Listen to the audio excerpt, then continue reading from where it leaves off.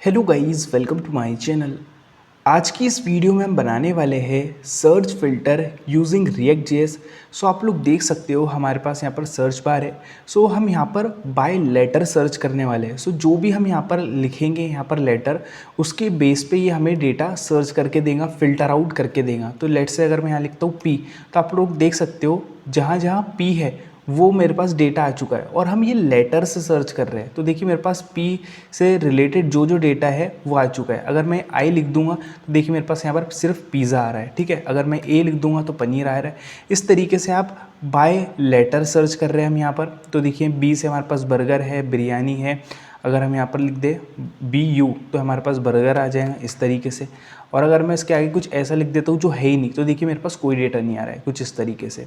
तो आप लोग देख सकते हो हम बाय लेटर नेम से भी सर्च कर रहे हैं और हम ब्रांड नेम से भी सर्च कर सकते हैं। तो देखिए मेरे पास ब्रांड नेम क्या है, डोमिनोज, KFC। अगर मैं यहाँ लिखता हूँ KFC तो देखिए मेरे पास KFC का आप लोग देख सकते हो पूरी की पूरी डिटेल आ चुकी है। ओके, अगर मैं अन्ना लिख दूँ जो कि एक ब्रांड है मेरे पास अन्ना डोसा की, तो वो मेरे पास उसकी डिटेल आ चुकी है। तो इस तरीके से आप ब्रांड नेम से भी हम यहाँ पर सर्च कर रहे हैं, फ़िल्टर आउट कर रहे हैं डेटा को। और जो नेम है प्रोडक्ट का उससे भी हम डेटा को फ़िल्टर आउट कर रहे हैं बाय लेटर। तो चलिए स्टार्ट करते हैं वीडियो को, बहुत मज़ा आने वाला है। तो अगर गाइज़ आप लोगों को वीडियो अच्छा लगे तो प्लीज़ एक लाइक ज़रूर करें। और अगर गाइज़ आप लोगों ने सब्सक्राइब नहीं किया है चैनल तो प्लीज़ सब्सक्राइब कर दे चैनल। और प्लीज़ यार कमेंट करके ज़रूर बताना आपको वीडियो कैसा लगा। तो देखिए हम चलेंगे VS कोड पर और आप लोग देख सकते हो हमारे पास एक फ़ोल्डर है सर्च फिल्टर नाम से, जिसमें हमने npx create react app react को इंस्टॉल कर लिया है, ठीक है। और ये मेरे पास app.js और मैंने एक सर्च कंपोनेंट बनाया है, ठीक है। देन मेरे पास एक डेटा फाइल है, कंपोनेंट है। देखिए इस डेटा के अंदर क्या है, तो इस डेटा के अंदर देखिए सबसे पहले तो मेरे पास ये इमेज मैंने डाउनलोड की है।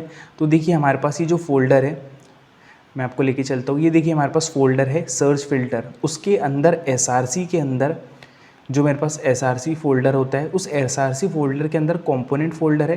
कंपोनेंट फोल्डर के अंदर मैंने क्या किया है कि ये जो मेरे पास फाइल है देख रहे हो आप डेटा सर्च वाली, इसके अंदर मैंने एक इमेज नाम से फ़ोल्डर बनाया और उसके अंदर हमने इमेज को डाउनलोड करके यहाँ पर रखा है, ठीक है। इस तरीके से आप भी रख सकते हैं। और हमने क्या किया है यहाँ पर, उसको देखिए हमने import food1 ये नाम दिया है और इस तरीके से उसको इंपोर्ट किया है, ठीक है। बहुत सिंपल है, आप भी कर सकते हैं। और हमने बेसिकली यहाँ पर ना ये एक जेसन डेटा को यहाँ पर रखा है, ठीक है। तो ये जेसन डेटा हमने एक फ़ाइल में रखा, तो यहाँ पर उसको हम एक्सपोर्ट कॉन्स्ट डेटा, और उसके अंदर हमें एक एरे ऑफ ऑब्जेक्ट है। तो ये क्या है, पूरा की पूरा एरे है, उसके अंदर ये एक ऑब्जेक्ट है, ये दूसरा ऑब्जेक्ट है, ये तीसरा ऑब्जेक्ट है। इसी तरीके से मेरे पास 6 ऑब्जेक्ट है। देखिए इसके अंदर मेरे पास नेम है, ब्रांड है, और इमेज के अंदर IMG के अंदर ये food1 वाली इमेज आ रही है। तो हमने इस तरीके से एक जेसन डेटा क्रिएट किया है, आप लोग देख सकते हो। और हमको इमेज की ज़रूरत थी तो इसलिए हमने यहाँ पर इमेज को इंपोर्ट किया है इस तरीके से। तो आई होप ये जो आप डेटा वाली फाइल है आप लोगों को समझ आई होंगी। तो ये जो डेटा है ये एक जेसन की तरह हमने इसको क्रिएट किया है, ठीक है। बहुत ही सिंपल है। तो जेसन की तरह हमने क्रिएट किया और इस डेटा को हम यूज़ करने वाले हैं। तो आपको आ जाना है सर्च कंपोनेंट में। तो यहाँ पर हम लिख देंगे import react फ्रॉम रिएक्ट, ठीक है। देन जो आपका फंक्शन है, जो आपका कंपोनेंट है, उस नेम का फंक्शन बना लेना है आपको सर्च। इस तरीके से हम बना लेंगे, रिटर्न कर देंगे, ठीक है। और एक ड्यू ले लेंगे जिसकी क्लास दे देंगे हम कंटेनर, ठीक है, इस तरीके से। और इस कंटेनर के अंदर हमारे पास क्या होगा, तो देखिए इस कंटेनर के अंदर हमारे पास इनपुट टैग होगा जिसका टाइप टेक्स्ट होगा, type text, place holder, search here, okay, इस तरीके से। तो हमारे पास ये इनपुट टैग आ गया, ओके। तो इस तरीके से मेरे पास इनपुट टैग आ गया है और इसको सेव कर लेंगे। और यहाँ पर ये जो मेरे पास सर्च है इसको इंपोर्ट भी कर लेंगे। तो आप लोग देख सकते हो हमने इंपोर्ट कर लिया है, सेव करेंगे और आउटपुट पे देखेंगे कि हमारा अभी सिर्फ इनपुट है, तो ये इनपुट आ रहा है कि नहीं। सो देखिए हमें यहाँ पर सर्च मॉड्यूल एक्सपोर्ट, ओके सही है, हमने यहाँ पर इसको एक्सपोर्ट नहीं किया, तो हम क्या करेंगे, module dot export dot default,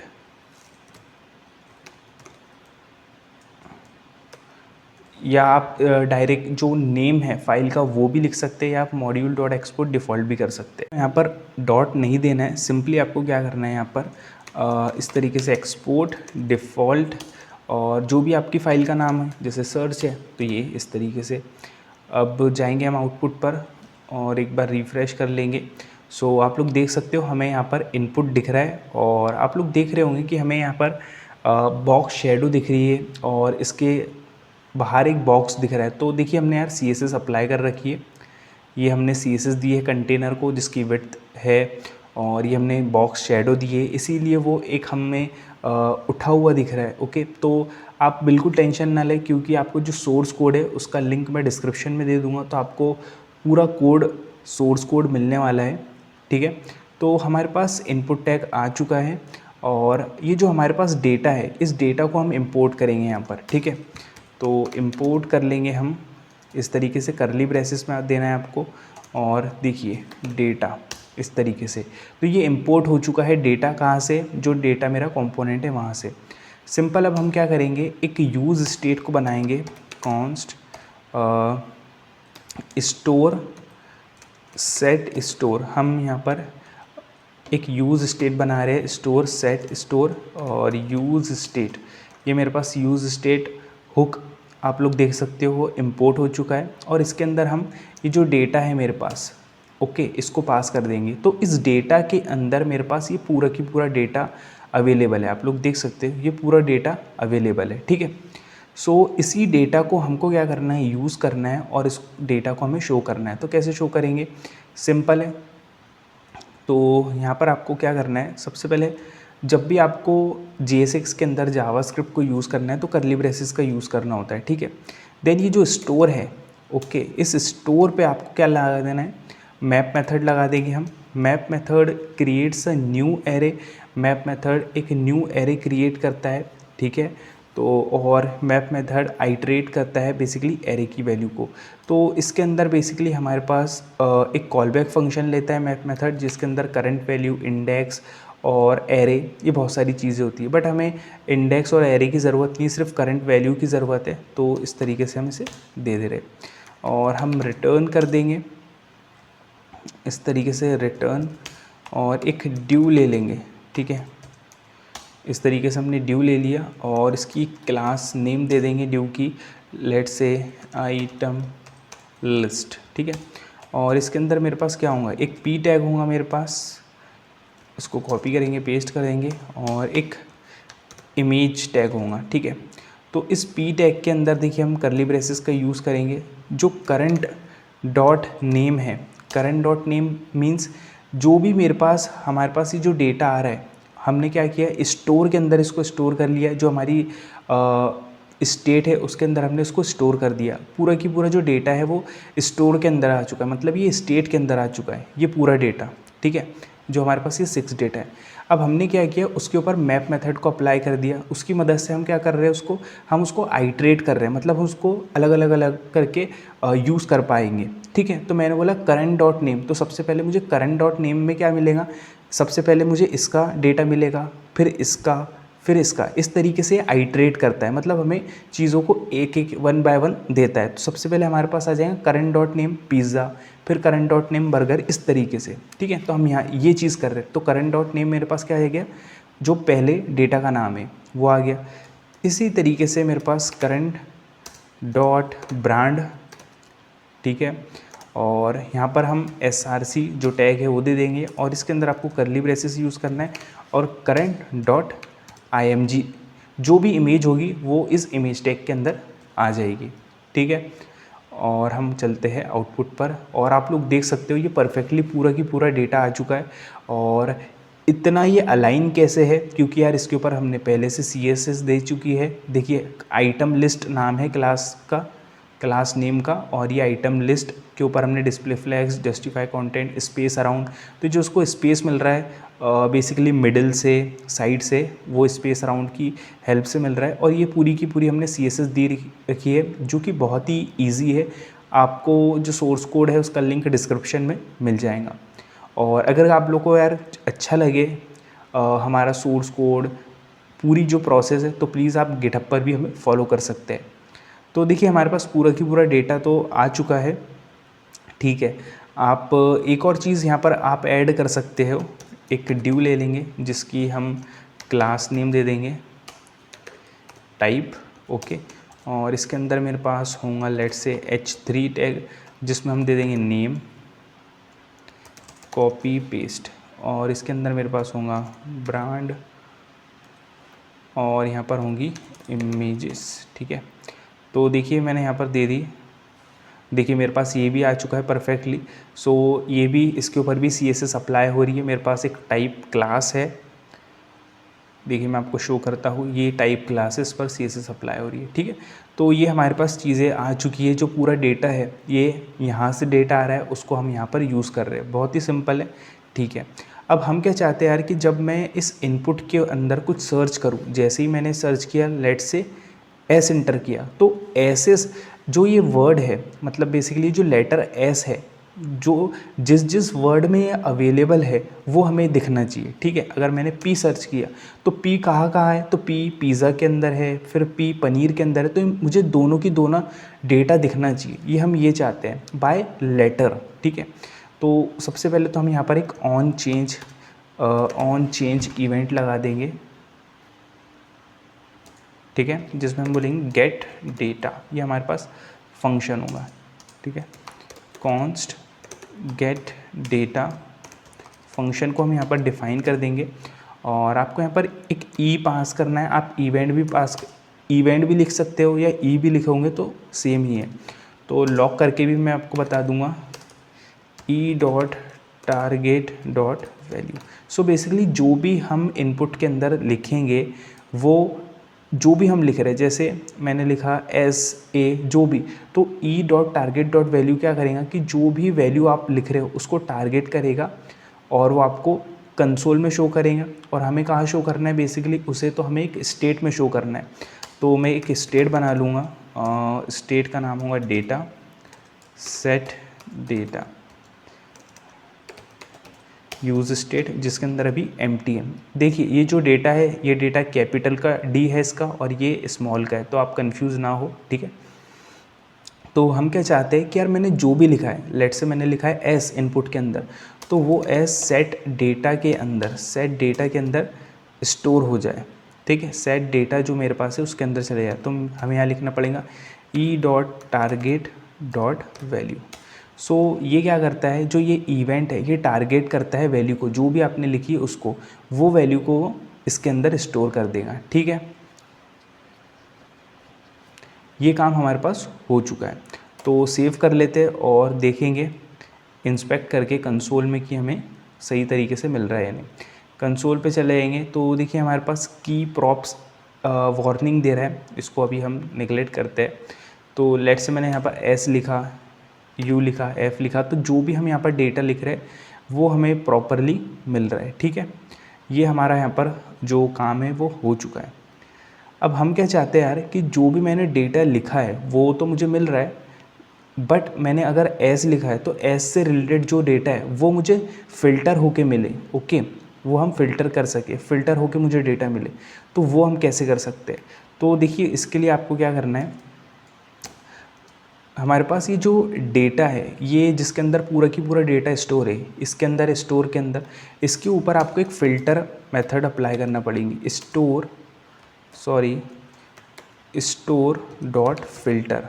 तो हमारे पास एक फ़िल्टर मेथड है जिसकी हेल्प से हम फ़िल्टर आउट कर सकते हैं चीज़ों को। तो ये कॉलबैक फंक्शन लेता है जिसके अंदर करंट वैल्यू इस तरीके से, फिर इंडेक्स, फिर एरे, वो सभी चीज़ें होती है, बट हमें इंडेक्स का और एरे की कोई ज़रूरत नहीं है, सिर्फ करंट वैल्यू की ज़रूरत है, ठीक है। तो इस तरीके से हमने जो भी हमारा पूरा डेटा स्टोर है वो किसके अंदर स्टोर है, इस स्टोर के अंदर। तो उसके ऊपर हमने फ़िल्टर मेथड को अप्लाई कर दिया है, ठीक है। और हम यहाँ पर रिटर्न कर देंगे। और हम क्या बोल रहे हैं, तो जो करंट वैल्यू है, ठीक है, करंट वैल्यू जो रहेगी, जैसे सबसे पहले करंट वैल्यू क्या रहेगी उसकी, करंट वैल्यू ये रहेगी फर्स्ट वाली, फिर सेकंड वाली, थर्ड वाली, इस तरीके से। तो करंट वैल्यू के अंदर जो नेम है, ओके, सबसे पहले अपन उसको क्या कर लेंगे, लोअर केस में कन्वर्ट कर लेंगे, क्योंकि जब यूज़र सर्च के अंदर कुछ लिखता है तो वो लोअर केस में लिखता है। वो ऐसे तो नहीं कि उसने फर्स्ट लेटर कैपिटल लिखेगा बाकी लोअर, नहीं, यूज़र जब लिखता है इनपुट के अंदर तो सभी चीज़ें वो लोअर केस में लिखता है। तो हमें ये बात ध्यान रखनी होगी, तो हमें हमेशा सर्च के अंदर उसे टू लोअर केस कर देना है, ओके। तो हमने उसको लोअर केस में कर दिया। सबसे पहले जो करंट वैल्यू के अंदर जो नाम है उसको अपन ने लोअर केस में कर दिया, ठीक है, स्मॉल लेटर में कन्वर्ट कर दिया। फिर आपको यहाँ पर डॉट इंक्लूड्स मेथड को यूज़ करना है। अब ये इंक्लूड्स मेथड क्या करती है, इंक्लूड्स मेथड चेक करती है कि देखिए इंक्लूड्स के अंदर मैं क्या दे दूँगा, बेसिकली ये जो डेटा है, इस डेटा के अंदर हम क्या डाल रहे हैं, इस डेटा के अंदर हम वो चीज़ असाइन कर रहे हैं, वो चीज़ हम डाल रहे हैं जो हमने लिखी। लेट से मैंने इनपुट के अंदर लिखा एस, तो ये एस सेट डेटा के अंदर चला जाएगा और वो करंट स्टेट के अंदर अपडेट हो जाएगा। तो ये डेटा के अंदर क्या आ चुका है अब, एस, ओके, समझ रहे हो आप। जो भी हम इनपुट के अंदर लिखेंगे वो इसके अंदर जाएंगे। लेट से मैंने लिखा पिज़्ज़ा, तो पिज़्ज़ा इसके डेटा के अंदर गया, ओके।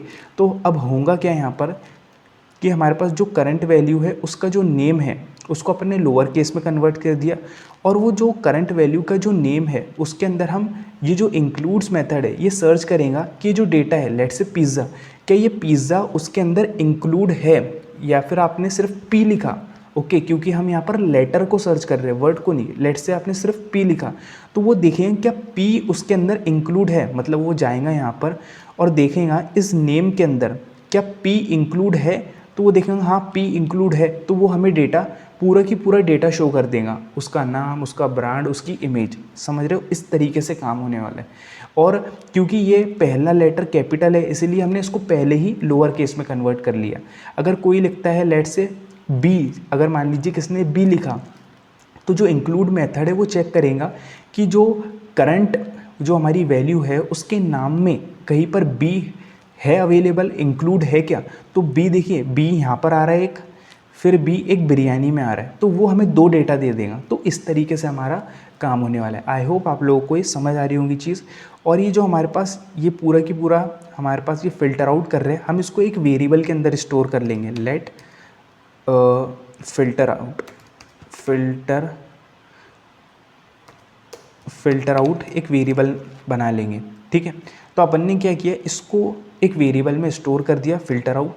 और अब हम क्या करेंगे, जो हमने स्टोर के ऊपर मैप मेथड लगाई थी, अब हम स्टोर के ऊपर नहीं लगाएंगे, इसके ऊपर लगाएंगे, फ़िल्टर आउट के ऊपर। क्यों, क्योंकि हमें फ़िल्टर आउट करके देगा डेटा कि भाई हमने बोला जैसे मैंने बी लिखा इनपुट के अंदर, तो वो चेक करेगा सभी के अंदर कि कहाँ कहाँ बी इंक्लूड है। जहाँ जहाँ बी इंक्लूड होगा वो मुझे वो डेटा फ़िल्टर आउट करके देगा। वो डेटा किसके अंदर आएगा, इस फ़िल्टर आउट के अंदर डेटा आएगा, और उस फ़िल्टर आउट को जो डेटा मेरे पास आया है उसको मुझे दिखाना है। इस तरीके से काम हो रहा है ये।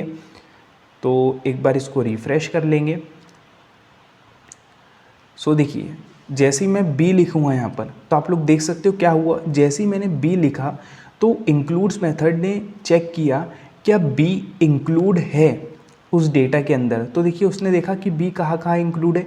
एक तो बर्गर के अंदर है, तो मुझे पूरा बर्गर का डेटा मिल रहा है। देखिए उसका ब्रांड KFC है, उसकी इमेज मिल रही है। देन बी बिरयानी के अंदर इंक्लूड है, तो उसका ब्रांड, उसकी इमेज मिल रही है। इस तरीके से अगर मैं यहाँ पर सिर्फ आई लिख दूंगा तो देखिए अब मुझे पर्टिकुलर उसके लिए मिल रहा है कि BI बिरयानी के अंदर है, ओके, बिरयानी। इस तरीके से अगर मैं कुछ गलत और लिख दूँ, बिरयानीस लिख दूँ, तो नहीं, वो बोलेंगे कि नहीं अब हमारे पास बिरयानीस नाम का कोई डेटा नहीं आ रहा है। इस तरीके से अगर मैं पी लिखूँ तो देखिए मेरे पास पी पिज़्ज़ा में भी है, पनीर में भी है। हम तो बाय हम लेटर सर्च कर रहे हैं यहाँ पर, आप लोग देख सकते हो, ठीक है।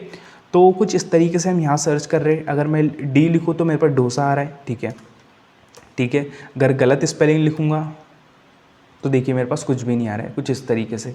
तो अभी हम क्या सर्च कर रहे हैं, बाय लेटर, ओके मैंने कोई भी लेटर लिखा और उसको सर्च कर रहे हैं, बट वो अभी हम सिर्फ नेम के लिए सर्च कर रहे हैं। अगर मैं पी लिख रहा हूँ तो पिज़्ज़ा से रिलेटेड हमें आ रहा है, पनीर से रिलेटेड डेटा आ रहा है। मैं क्या चाहता हूँ, अगर मैं KFC लिखूँ, KFC, देखिए अभी KFC पे कुछ भी नहीं आ रहा है। क्यों?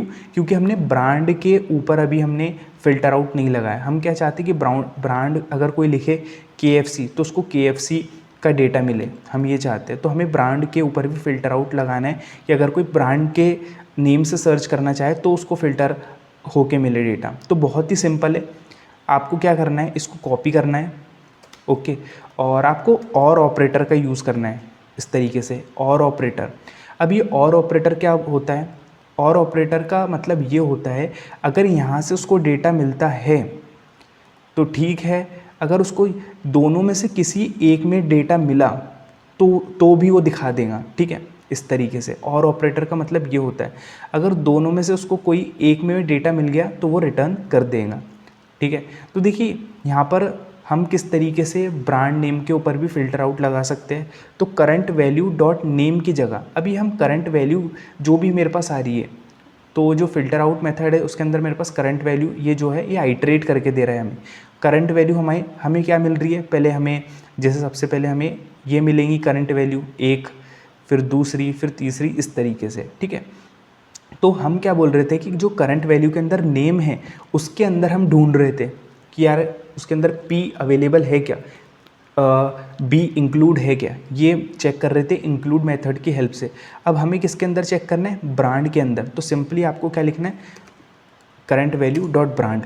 तो अब जो हम चीज़ हम लिखेंगे, लेट से मैंने लिखा K या मैंने लिखा P, तो अब मैं उस P को नेम के अंदर भी सर्च करूँगा कि ये नेम के अंदर इंक्लूड है, और ब्रांड के अंदर भी हम चेक करेंगे क्या ये ब्रांड के अंदर इंक्लूड है, समझ रहे। और दोनों में से जिसमें भी हमें डेटा मिलेगा, अगर वो मान लो मुझे ब्रांड में मिल जाता है तो वो हम शो कर देंगे, अगर हमें नेम में मिल जाता है तो भी हम शो कर देंगे, ठीक है। तो इससे क्या हुआ कि अब हमारे पास दोनों ही, ब्रांड नेम से भी हम सर्च कर सकते हैं, फ़िल्टर आउट कर सकते हैं डेटा को, नेम से भी। तो लेट से अगर मैं यहाँ लिखता हूँ KFC, तो आप लोग देख सकते हो पहले मेरे जब मैं लिख रहा था KFC तो कोई डेटा नहीं आ रहा था, बट अगर हम अभी मैंने KFC लिखा है तो मेरे पास डेटा आ रहा है, क्योंकि हमने ब्रांड नेम पर भी फ़िल्टर अप्लाई कर दिया। तो कुछ इस तरीके से आप यहाँ पर लेटर के बेस पर यहाँ पर आप डेटा को सर्च कर सकते हो और सर्च फ़िल्टर बना सकते हो। और ये जो भी चीज़ें हैं यार, देखिए मैं जैसे लिख रहा हूँ अन्ना, मेरे पास एक अन्ना ब्रांड का नेम है डोसे का, तो ये मेरे पास आ रहा है। अगर मेरे पास एक और है नवाब, ठीक है, अगर मैं ये लिखूँ तो देखिए ये भी आ रहा है। तो कुछ इस तरीके से आप डेटा को फ़िल्टर आउट कर सकते हैं। सो ये था आज का वीडियो हमारा, जिसमें यार हमने सर्च फ़िल्टर देखा, जो कि हम बाय लेटर फ़िल्टर आउट कर रहे हैं डेटा को ब्रांड नेम से और नेम से। और यार ये बहुत ही इंपॉर्टेंट फंक्शनलिटी है, जब हम कंप्लीट वेबसाइट बनाते हैं तो ये जो चीज़ें हैं ये बहुत ही इंपॉर्टेंट है और इम्पैक्ट डालती है हमारी वेबसाइट पर। सो ये जो फंक्शनलिटी है बहुत इंपॉर्टेंट है। सो अगर गाइज़ आप लोगों को वीडियो अच्छी लगी हो या आपने इस वीडियो से कुछ सीखा हो तो प्लीज़ एक लाइक ज़रूर करें, कमेंट करके ज़रूर बताना आपको वीडियो कैसी लगी और आपको किस टॉपिक पर प्रोजेक्ट चाहिए। और बहुत ही जल्द हम कंप्लीट वेबसाइट्स भी स्टार्ट करने वाले हैं बनाना। तो अगर गाइज़ आप लोगों ने सब्सक्राइब नहीं किया है चैनल को यार, तो प्लीज़ सब्सक्राइब कर दे चैनल को। Thanks for watching and keep supporting guys, bye.